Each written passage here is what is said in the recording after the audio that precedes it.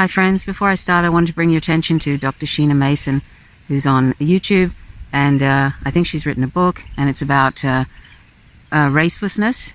She talks about the construction of race and how there's the biological construction, the social construction, and then she considers herself a racial skeptic. So that's something interesting to look at in view of what I'm going to post here. And also you can find on Khadija Mumbawe's site, she's a YouTube creator, and I'm going to leave a link to her. She talks about Dr. Sheena Mason's, and who, by the way, is a black US citizen. She talks about Dr. Sheena Mason's sort of work, and I think that's an interesting thing to look at, interesting to consider. So today I'm going to be taking you through the invention of race, philosophies of race, and how they inspired Dr. Sheena Mason's theory of racelessness. Then I'm going to examine critical race theory in contrast to theory of racelessness, talking about why it's hard for some of us to, for lack of a better word, let race go. And I'm going to explain my reasoning for what I used in the cold open, and as always, give my final thoughts.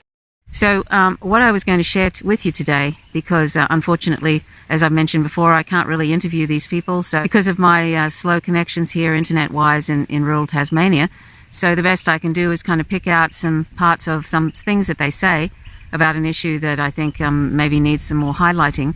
And in this case, with Luna Oy, I've mentioned her before, and I'm focusing on her because she's a Vietnamese communist, and she's a person of color, obviously, and she has a lot of really good things to say about a whole host of things, but she intends to sort of bring Marxist-Leninist theory to the West, so that we can kind of liberate ourselves and from the capitalist scourge that we're in, and also white supremacy and all of that. So I see that as a really good thing. She and her partner EJ, American Johnson, they did something just recently that I thought was really well spoken about, and they were talking about whiteness and the construction of whiteness, and I think they also call that white supremacy. But she and EJ talk about this in a very eloquent manner, and also Luna, her channel is Luna Oy. Luna talks about also, being a Vietnamese woman growing up in poverty, and how U.S. imperialism has deeply affected her, as it has, fellow citizens, and that, and she also talks about how the left in the West, some people on the left, really are holding on to kind of white supremacist sort of positions, even though they say they're Marxist-Leninists, and they're still holding on to these white supremacist sort of positions, and some of them are pretending to be Marxist-Leninists, and they are basically just putting out right-wing talking points. And somebody like Infrared comes to mind, Haz, H-A-Z. If you've ever had the misfortune of seeing Haz Infrared debate anybody, you can see these neoliberal talking points coming up, these white supremacist, racist talking points coming up, particularly in relation to land back. And I've just done a video recently, which was an article that Luna wrote, and I sort of read that article out and also made a brief commentary, adding my own bit into that, not white-splaining or anything, but just adding something in about veganism, which is totally related to all of that. So please check this following video out. I think it's I've cut a few excerpts together, and that will sort of just talks, so it's focusing mainly on whiteness, the idea of whiteness, and also what I mentioned about Luna and her experiences as growing up in Vietnam, after, with the imperialist scourge that happened there, of course, many years ago, but they're still suffering from that. And, and her efforts to address, the West and sort of educate the West on Marxist-Leninist theory, and, other issues too associated with that. So I hope you find it interesting. Do check out those videos I mentioned from Khadija Mumbawe and also Dr. Sheena Mason. Thanks for watching. Hopefully we'll do a live stream soon, and that's always fun, so keep an eye out for that. I will mention it in the Substack. Please join my Substack, Faint Signals from Vega, and also just check out the community section of the channel. So thanks for watching. Stay tuned for this. Also, this comment. calling people settler and chauvinistic is not helpful. All right, two completely different things. Settler goes over here. Chauvinist goes over here. Settler is a social relation. Yes. You can't deny. Okay, settler is like white person or like cishet or like whatever. It's just a descriptor of a relation you have with other human beings. So like that's like saying calling people white people or calling people cishet or calling people abled is like not helpful. It's just that's material fact. If we can't be materialists and recognize the fact that these objective social relations exist and that there are indigenous people who have had their land stolen and now people occupy that land, that's a relationship. You can't deny it.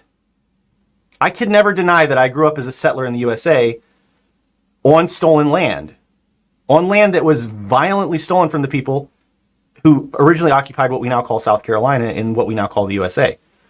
All right, so that's idealism, and it's a denial of reality to deny the settler relationship. Yeah, it's not and it's kind of like being white, right? Like I benefit from whiteness, right? That doesn't mean I'm like an evil, horrible, terrible individual person, and we're not thinking of things individualistically. We're talking about systemic issues, right? So like if you're still sensitive to the idea that you're a settler, or if you're still sensitive to the idea that you're white, it makes you uncomfortable, right? If it makes you uncomfortable, you need to work through that. That's a you problem. It's just like saying, like if I say, as I'm non-binary, right?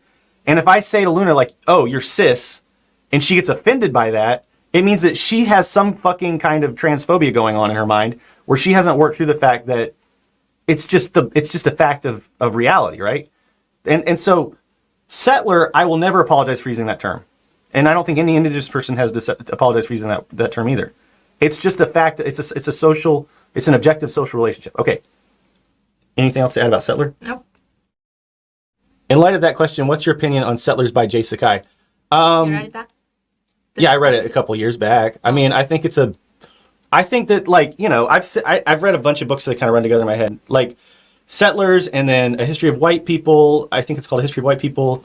And then I read another one, drawn a blank. I think it was by an indigenous person. So I've sort of like, in my head, those ideas all run together.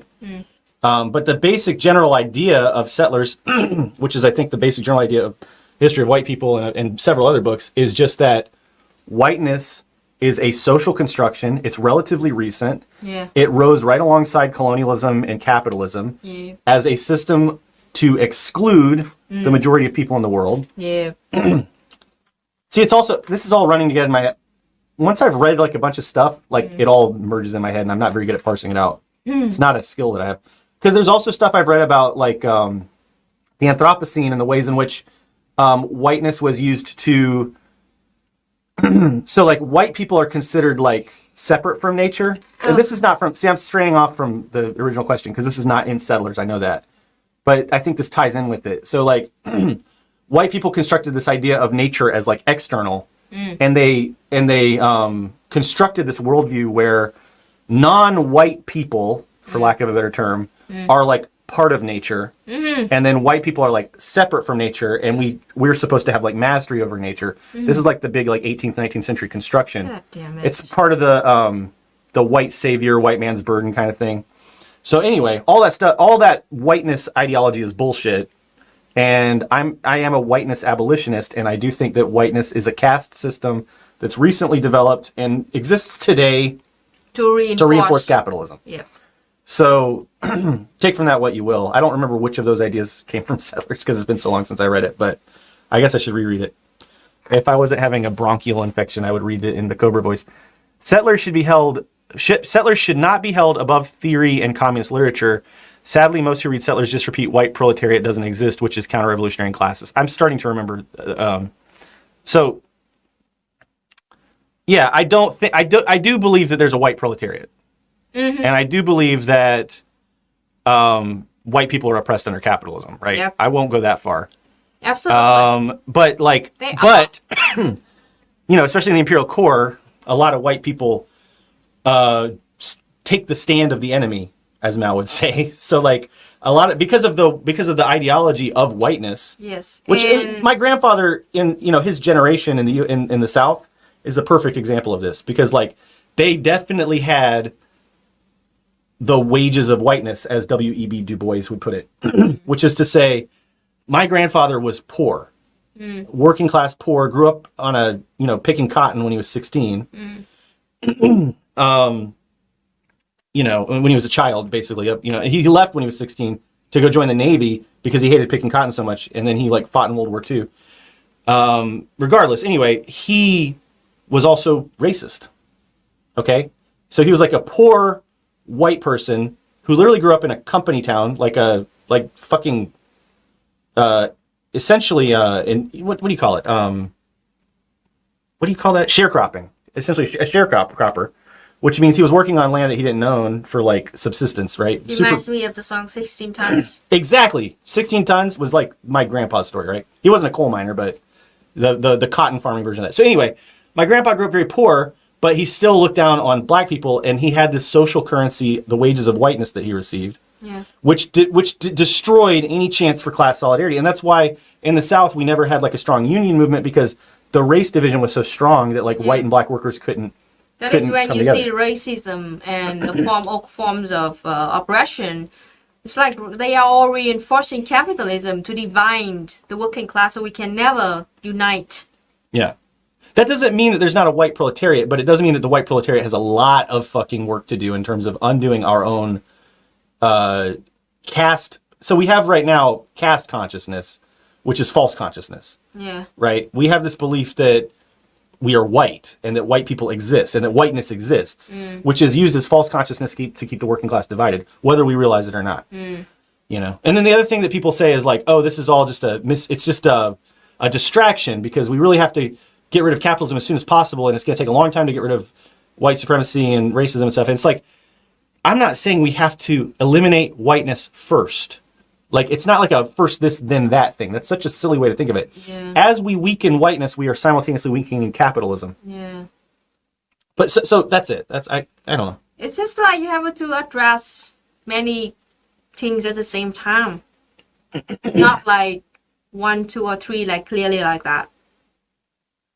Somehow. It's a complicated. You can't just read one book. It's like asking, if you just read Settlers and you think you understand all this shit, you don't. You have to read. It's as complicated as communism, and it is communism, by the way, at the same time. It's you can't just read the Communist Manifesto and be okay, I know everything there is to know. You can't. You have to read Communist Manifesto and then all the books of. You have to read a lot. You have to read indigenous perspectives. You have to read, all kinds of Mao. And Ho Chi Minh, Kwame Ture, Michael Parandi. Yep. It's a whole life. Yeah. A whole life. It is a life. It is and I'm not an expert on this stuff, by the way. I'm still a student. Yeah. I have the philosophy that as revolutionists we teach as we learn. And sometimes we make mistakes, right? But if we're going to be a working class led movement, we can't rely on authority figures to we have to do the best we can. That's it. EJ nailed it. We must simultaneously dismantle whiteness and capitalism. They're intertwined and should exactly, absolutely. Thank you. See, that's the whole point. You got it. Is a awesome. People of color, especially women of color like me, our voices have been severely oppressed, suppressed, because of capitalism, imperialism, colonialism, patriarchy, all of shit like that, sexism, racism. And it is time for us to speak up and to demand our voices to be heard. And of course, I have a super low bar, low expectation for reactionaries or right-wingers. If they refuse to listen to us, that's fine. Because I already don't expect them to listen to us. It's super low bar for me. But the only one thing that I want you to do is to maybe pay more attention to our voices. Listen to us more, because our voices awfully never be heard, especially from people from the West. You say that abandon whiteness. White supremacy is very hard, because it's kind of something some kind of mindset that got ingrained deep down into your brain, your consciousness in the West since the day one, since the day you were born. And it's kind of intertwined deeply with settler colonialism and imperialism. And it is so deep. It is so deep that it's now terribly still like destroying the left, even leftists, even communists, even anarchists. They still have that in their own mindset. They still dismiss the people of color, the voices of people of color. And it's so frustrating. It's so tiring. You know, like sometimes I just want to scream out loud. Because why are you like that? You know, like I hope that like I am not bringing any race here. I don't blame, because again, whiteness is not about skin color. I guess I have to say this every single time I mention whiteness. Jesus freaking Christ. Whiteness is not about skin color. Whiteness or white supremacism is a social construct created by the ruling class, the white ruling class, to enhance the imperialism, the colonialization, and they even created pseudoscience to prove that. You know, the skull measuring bullshit? Yes, they even create the pseudoscience to persuade them to believe that they are somehow better, they superior than the rest of the world. It is really disgusting. And many of you, you don't even know how deep it got into your mind. It is kind of like even my comrade, my partner, EJ. Even he has to admit to me that even though he's been living in Vietnam for 10 years, and we got married, and he's to admit, I didn't realize it actually because, yeah, I didn't ever think about it. I never thought about this, but EJ told me that like he, like even to this day, every single day of his life, he has to fight with that mindset. He has to fight himself, to force himself to listen to other people's perspective, to people of color's voices, and to stop talking, to stop forcing his own thought onto other people. It is hard. It is very hard. And EJ, he lives here in Vietnam with me. Me as like a force is like a very close force to him, that every single day forcing him to deprogram himself. And it's still hard for him. I understand why it is so hard for you living in the imperial core. It is I know it is very hard to deprogram yourself. But at least show me some effort.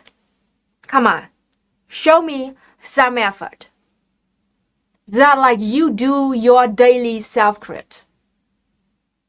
You show me that your intention is to dismantle the whiteness, that social construct, to dismantle the system that is giving you the privilege over other people.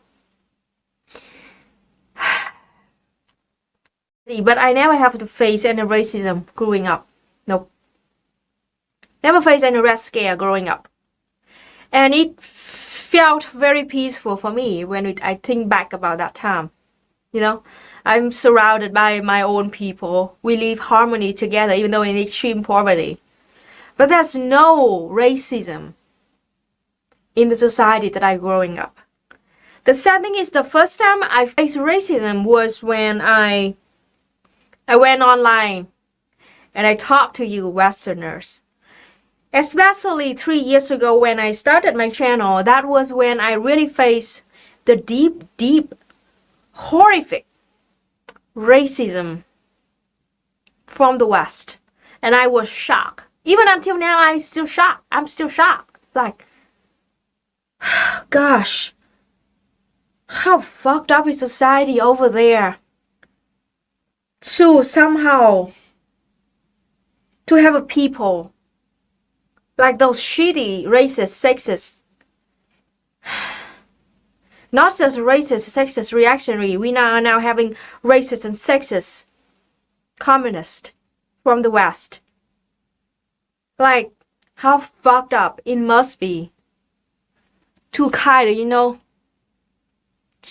to somehow educate those people to be like this. I mean, I never set a foot to the West.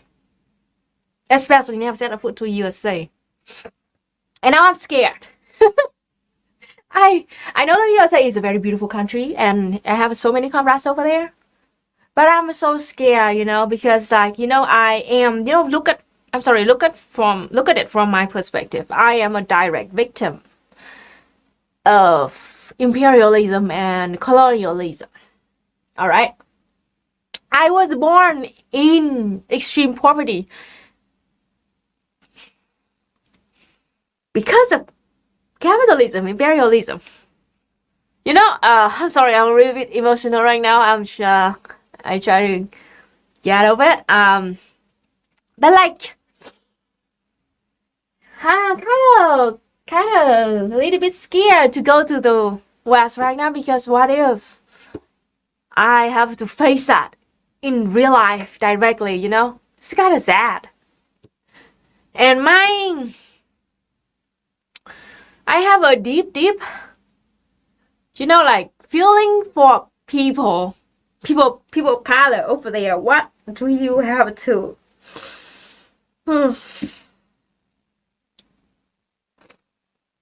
What you have been going through every day over there? It must be hard.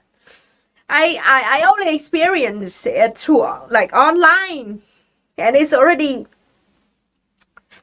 very sad. Think about like you over there living in that society every day and you have to make a living there. How can you survive?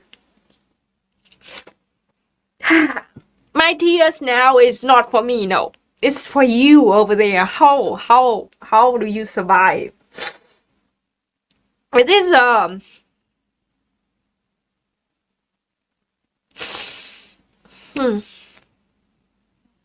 I care about you a lot, My people of color, comrades over there, it must be hard to survive in that society. That is why I started this channel. That is why I keep doing what I'm doing, even though it's painful sometimes. Because I want to make the world a little bit better, to show you that like I feel so lucky that I was born in Vietnam. Even though, if you talk about the money here, we're poor. We were so poor, but at least we live in a society that we don't have to face racism because we fought for hundreds of years to have our own independence and self-determination. My grandpa literally died so I can live in a society that I don't have to face this kind of amount of racism in real life. And I'm so thankful for that. And the sad thing is Vietnam is just like a rare example of the country that actually succeeded to have our own determination to defeat imperialism and capitalism, and the rest of the vast majority of people of the world still living under it. Like, it's I mean, again, I'm not crying for you, for me. No, it's not important that much. I mean, like, I care deeply for, again, people from the West. You have to bear this, like just think about it. It is just people like Maori people and Hawaiian. Their own islands got like occupied illegally by the US, and now Mark Zuckerberg own the half of Hawaiian. fucking Mark Zuckerberg own the half of the land that belong to Hawaiian. It is illegally occupied by the US to this day. Puerto Rico, the same thing. Maori people, the same thing. Even Okinawan people, the same thing. Like, that is why I'm so mad. You know? I'm so mad that those American patriots, that like, they, you know, this, they straight up refuse to listen to us. You know, the empire, the USA, it is the biggest terrorist nation on earth since day one. It is an empire that formed from slavery, genocide of indigenous people, and on a stolen land. And literally the flag that caused the Vietnam War for 25 years. The flag that under it, Vietnam War bombed to the Stone Age. The flag that sprayed toxins, 80 million tons of toxins on Vietnam. The flag that killed my grandfather. The flag sewn on the badges of the US troops that did mass rape on Vietnamese women. That flag. The flag that got 50 stars, and each star represents a state illegal occupied, including Hawaii and Puerto Rico and Alaska and many other states too. The 13 stripes as the 13 first colonies. And now American patriots, they are asking us somehow to drape us in with that flag proudly. And me and women of color like me, I'm a Vietnamese born in Vietnam, direct victim of the bombs and the drone strikes and the toxins. Bombs and the toxins. When I said like, hey, I don't agree with that, and because of this, because of that, they straight up dismissed my voice. And they asked me to worship that flag. Like, I'm sorry, how the fuck can you expect me to look at that flag and think like it represents something good? I'm sorry. Too many of us, it is like a swastika flag. Can you at least show some respect to the victims right here, right now? That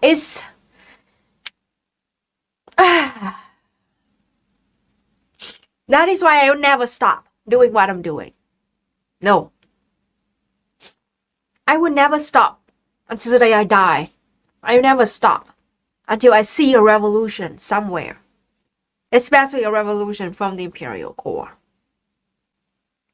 The thing is, if you think about it, only 15 or 20% of the world population is quote-unquote white people.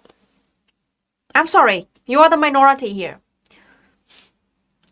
80% of the world population are people of color, and we are gonna overthrow the system, the unjustified, the unjust system that have been oppressing us for centuries.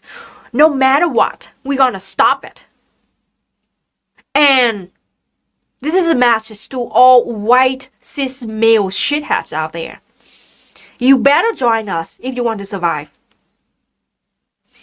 This is a fight that we have nothing to lose about but our change. We are so fed up. We are so done with the oppression that you've been pushing on us for centuries. Shut the fuck up. I want you guys to shut the fuck up. I'm tired of listening to those American patriots. No. I don't want to listen to you anymore. Listen to us. Now I want you to listen to us. All right. And I welcome every one of you, especially if you're white. Join our movement. Listen to us. Care about our concerns. Care about our operations. I appreciate that so much. But know that our movement is not gonna censor you. You better join with us, or you will join the losing side. That's for sure. Our movement, the movement, especially like the land back movement, we're not gonna like. I'm sorry, indigenous people. We're not gonna listen to a random white dude on the internet about our own problem. Like ridiculous. It is our problem. It is our oppression that we have to dismantle. It is our life. I'm not gonna listen to some, again, as I said, random white to say like anti-land back. Okay, so what? We're gonna do it no matter what. We're not gonna stop it because like some white dude say like, oh, maybe you shouldn't do that because of white genocide, or maybe indigenous people are gonna do reverse genocide. Like gosh, my gosh. Oh, thank you so much. Thank you so much for the super chat. Yeah, thank you so much for your very kind words. I'm sorry you have to go through so much crap. Okay, you're good to go. I'm good to go. Bye. Bye.